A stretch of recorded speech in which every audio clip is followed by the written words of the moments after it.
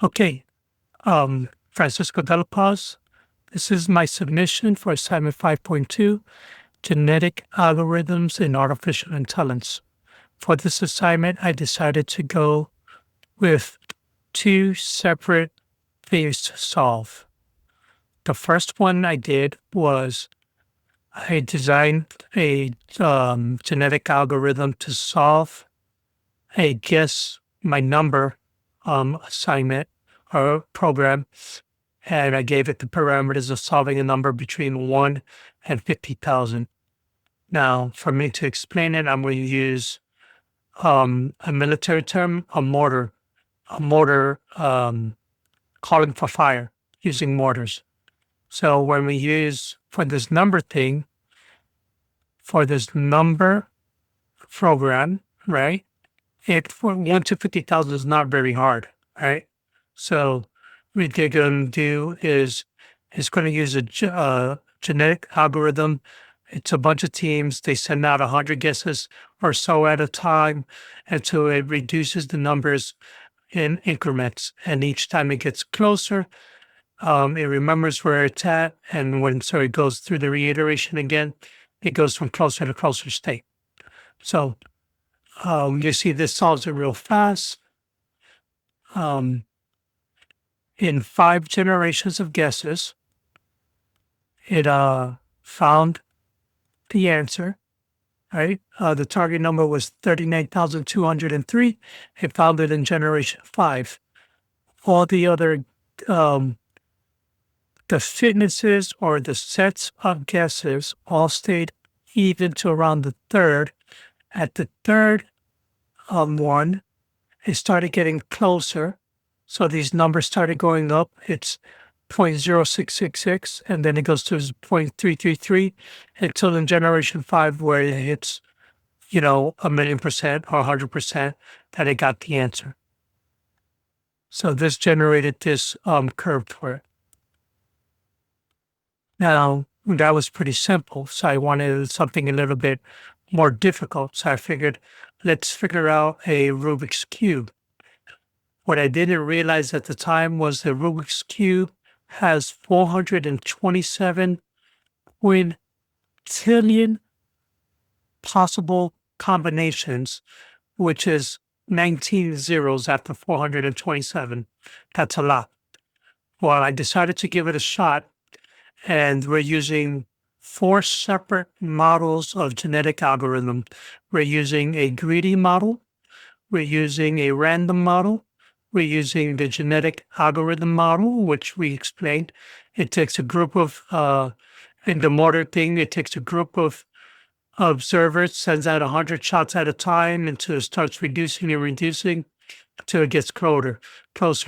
The greedy model, all it cares is that if it's not right, at least whatever is wrong means it's closer to being right. So it goes step by step and it's like one observer.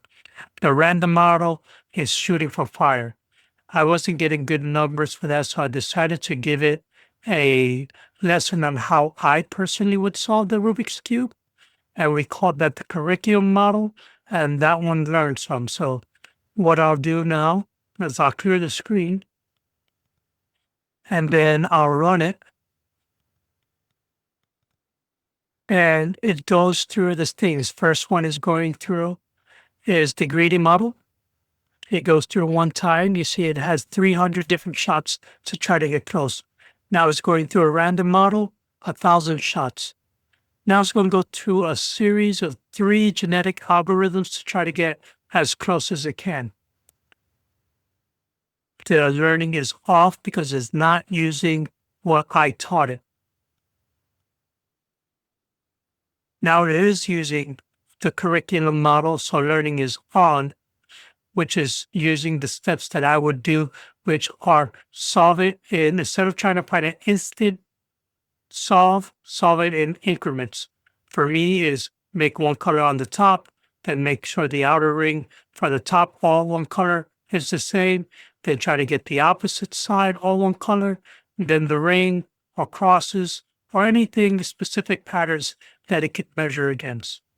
Here you see that it came up with a summary And while that's hard to read right now, I'm going to open it up.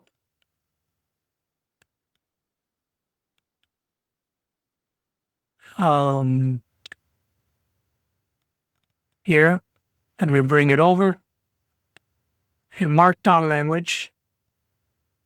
Right. So if you could see in the standard model, right, they're all genetic algorithm models. The fitnesses were 21s for the standard model, which it ran 3 times. In the random model, it ran it 24 times, gradient model 27 times. And in the standard, it became 24 out of 54 to get closer and closer. Well, in the curriculum model, you see that the numbers went up to 70% closer to being solved. It didn't solve as many stickers, but it had more successful states of stickers. So this is a little bit formatted thing, but also additionally, I have a curve, which is more telling.